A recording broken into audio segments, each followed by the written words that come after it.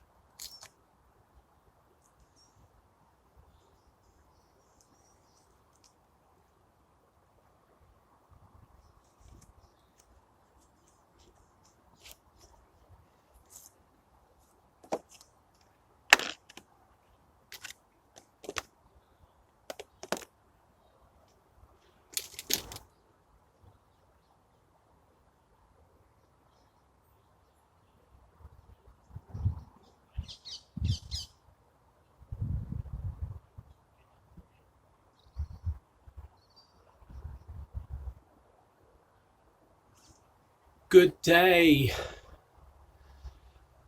Oh, I'm so glad to be down here. I need an hour of rest and just being out in the open air.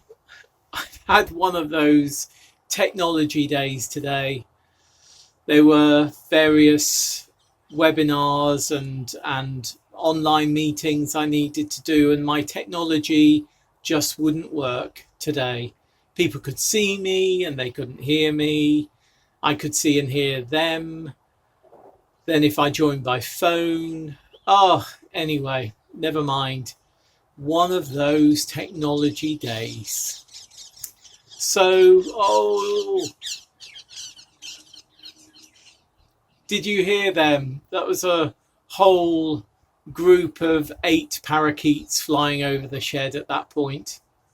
And that's what I need today. That's what I need. I need just that little bit of space, that little bit of nature, that open air breeze on my face. It's so sunny. I was going to do this piece outside, but it's so sunny at the moment, it's not possible. So I'm doing it, as you can see, in the shed.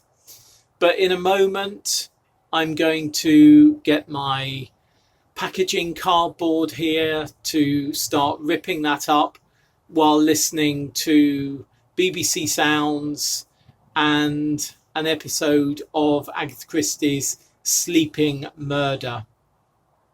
Yeah, that's what I need this afternoon. I remembered I hadn't labelled a few things. So the medlar's now labelled, the apple is now labelled, and the hawthorn and the rose hips. So, yeah, why hadn't I done that before? Things going around in my head. That's why.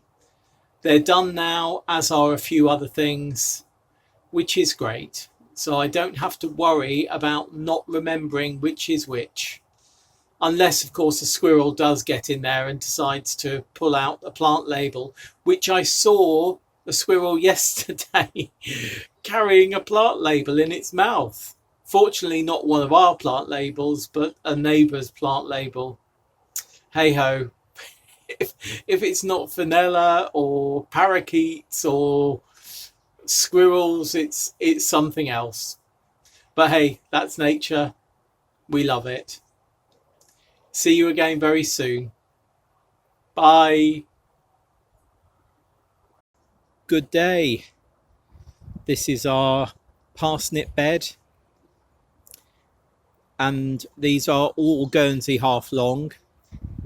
These are from our own save seed, and these here are from new seed that we bought. I put my fingers down on some of them, and there are shoulders there of parsnips. So I thought I would see if we can dig some out and see what we get. I think actually I'm going to start with this one because that one looks the easiest. Some of these have been, not pruned, pricked out so that they had space to grow. Others I just left in to see what the difference would be of having parsnips grown next to each other. So in fact this whole bed is a bit of an experiment.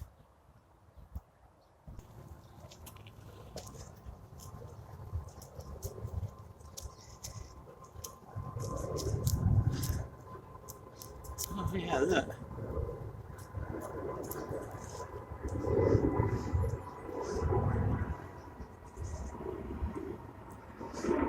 Now these are actually clumped together.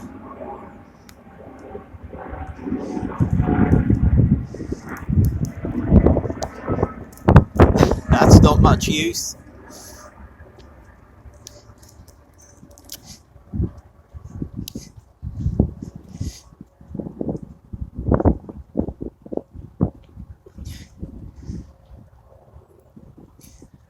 Now this has sort of spun around as it went down. Let's take this one out as well. Oh, look, Mr. Worm. Look, Mr. Worm there. I want to take that one out, Mr. Worm. Actually, I think that one's too large, but look, there's some parsnips, bit small, but yeah, that'll do for a stew.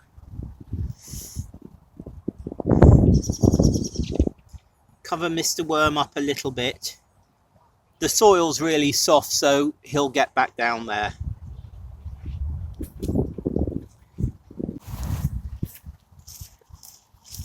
Few turnips.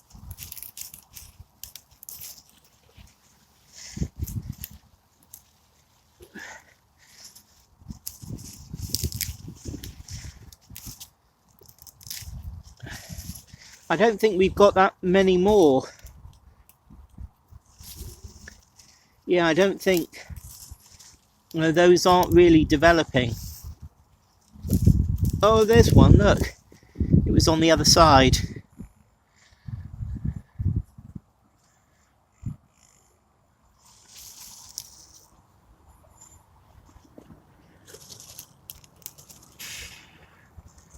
Quite small beetroot. Yeah, nothing. Oh, a little tiny one in there. There's a couple of the Burpees Golden. So yeah, those will do.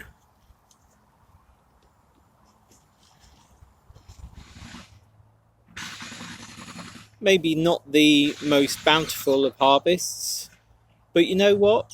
Lots of nutrition, lots of flavour, and all of that will be great in a stew with some beans this evening, and maybe some rice. Okay, see you again soon. Bye. Good day. Just coming up to 4 o'clock, and as you can see, the sun is setting behind those trees right at the bottom of the allotment. That's just alongside the River Brent, just before it joins the Grand Union Canal. A fleeting visit. We didn't have pizza last. We didn't have pizza. We did have pizza last night. We didn't have stew, and I just really fancied a pizza with some salad from the fridge. So I made a nice salad, and we had pizza. So today we're having the stew. And as I was coming back from the post office, I thought, let me come down and just have a look to see if we do have any carrots left. There's one there. Oh yeah. Oh, look at that. That's pretty decent. And one here. Oh look, much better leaf, but the carrot is not as good by any means. Oh, is that another? Oh, there's a mouthful. I mean, just a mouthful. Is that another one? No. No, that's definitely it. After having another look, I found another one. I think it was that one. So those are going in our stew this evening, along with the turnips and the beetroot and the parsnip we harvested yesterday. And now I'm going to go home, and I think I'm going to have a little tot of whiskey. See you again soon. Bye. Good day, though a bit of a grim day today. We drove out to the Chilterns in a zip car this morning to have a quick walk, but yeah, that didn't really happen because it was just too wet. And I've popped down today just to sow some tiny Tim tomato seeds. So these are Tiny Tim tomatoes, saved seeds from Brian. Thank you very much, Brian. These are small tomatoes, very small tomato plants, only get to about a foot or so, or maybe a foot to 2 foot. And I'm going to try and sow some now to grow indoors so that we can put them out quite a bit earlier in the sheltered garden should we need to.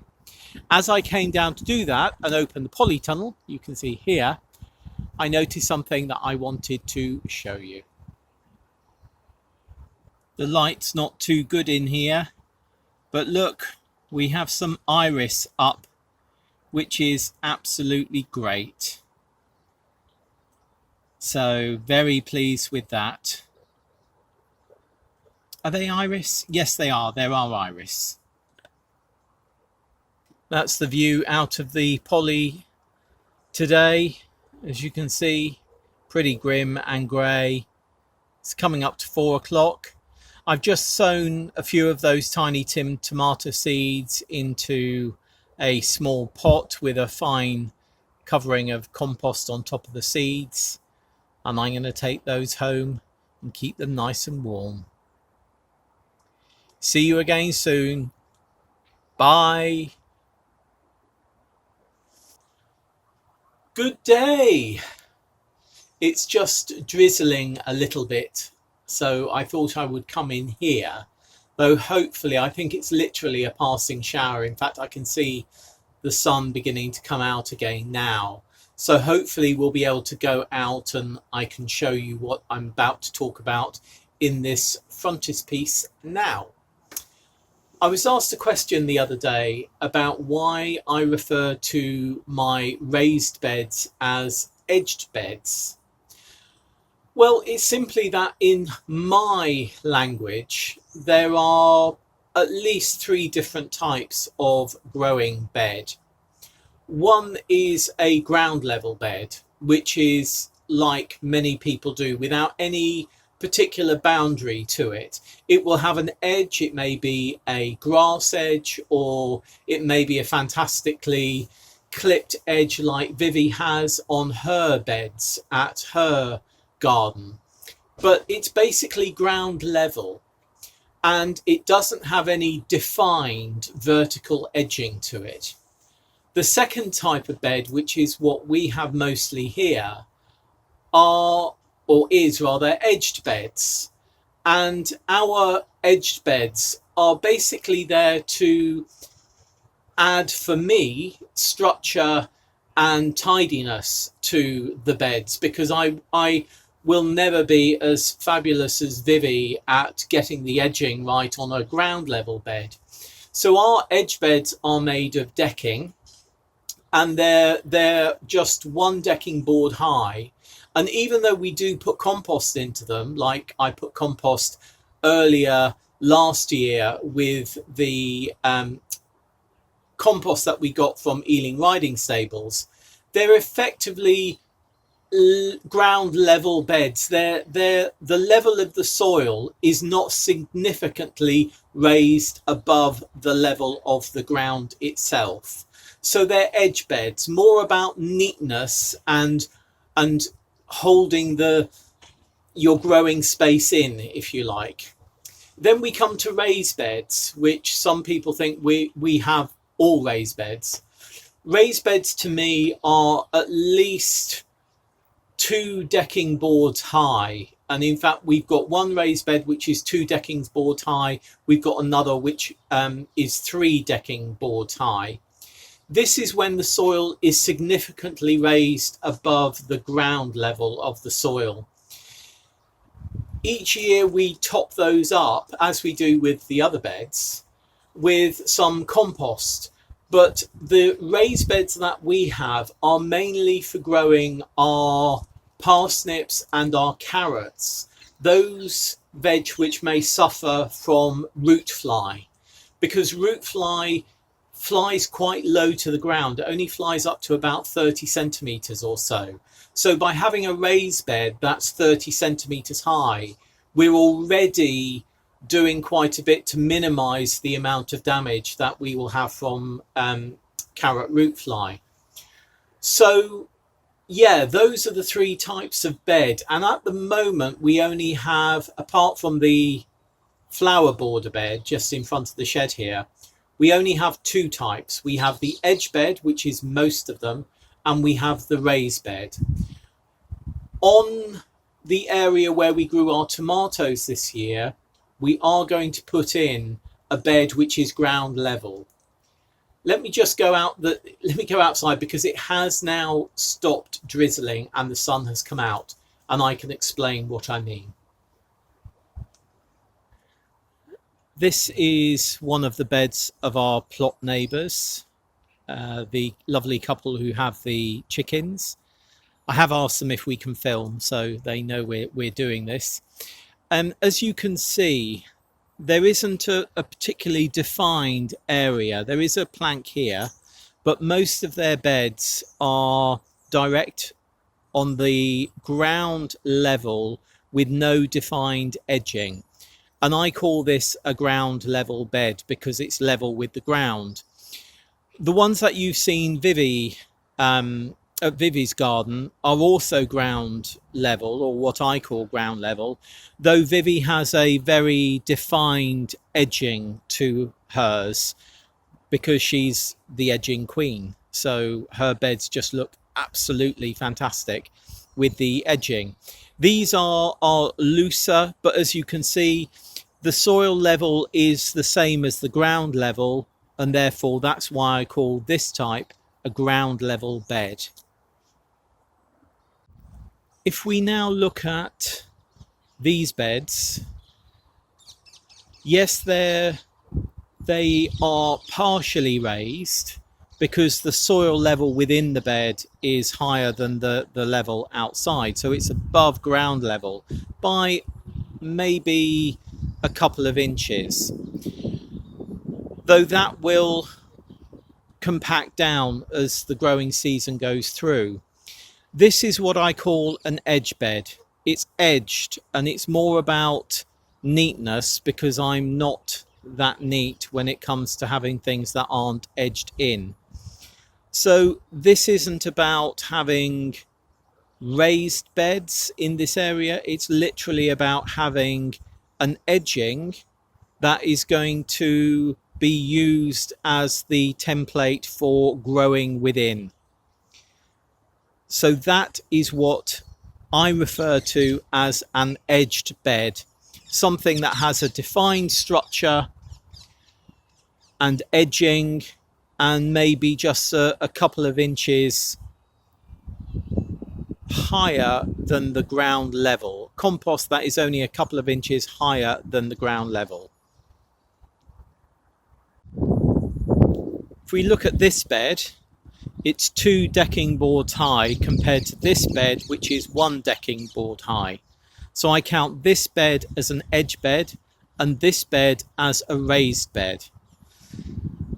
As I said, we use raised beds mainly for root vegetables, though as you know, over the winter we're using this for growing salad crops.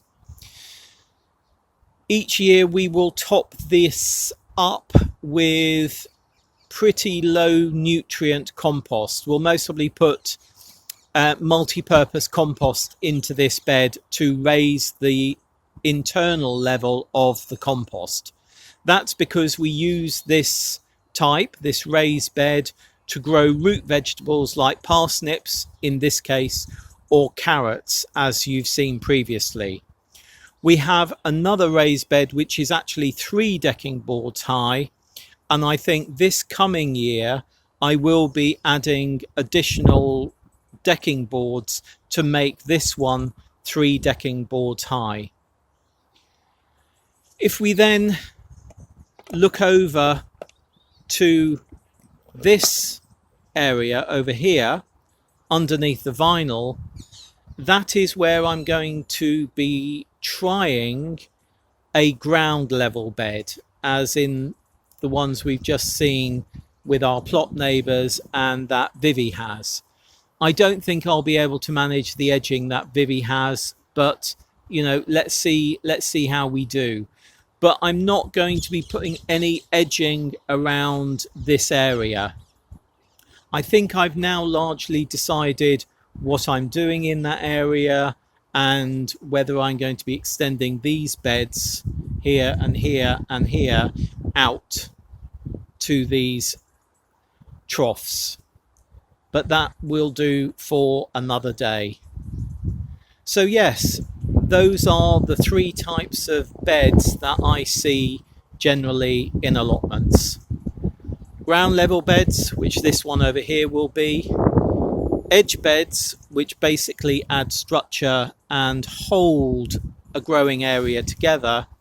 And then raised beds like this, which we utilise mainly for growing root vegetables, particularly carrots and parsnips, which are susceptible to carrot root fly. So there we are. I hope that answers the question that Claire asked. And it's getting a bit chilly now, so I will see you another day for another segment. Bye. Good day. A really sunny day today, at the moment anyway. And I've decided, even though it's in a bit of shade, that I'm going to get on and sort this bed out today. It'll most probably take me an hour or so. There's quite a lot of grass, couch grass at the back here, quite a few weeds, and I'm just going to fork it over and get as much of that couch grass out as possible, then cover it up. Oh, swan wings. I heard swan wings then. Along the edge, just inside the edge here, is marjoram.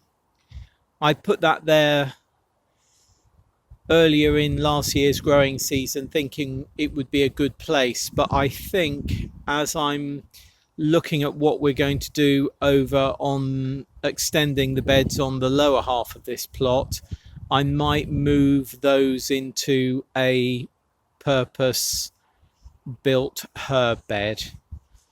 But we'll see. They're staying there for the moment though. I'll most probably move them, if I do move them, in the spring. So now I'm just going to crack on with my fork and start weeding this area.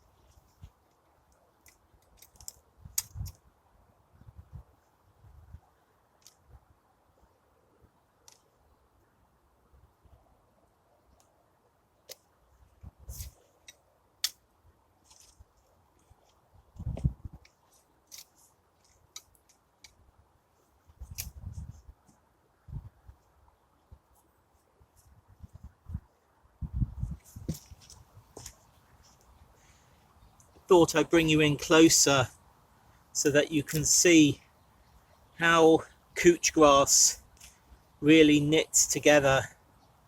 All of this is couch grass.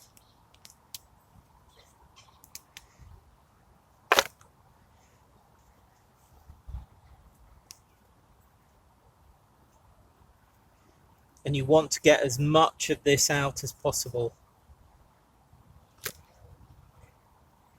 including those white roots.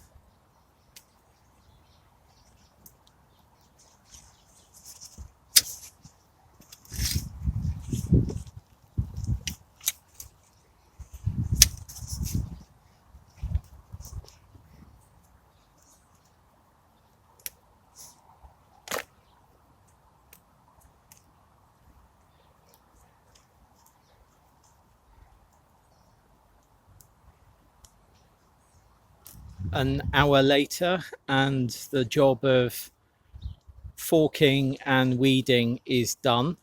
I've hand weeded the marjoram along here. There was one that had died here, so I've taken that out. Now I'm going to scatter over chicken manure pellets, and then cardboard is going to go on top.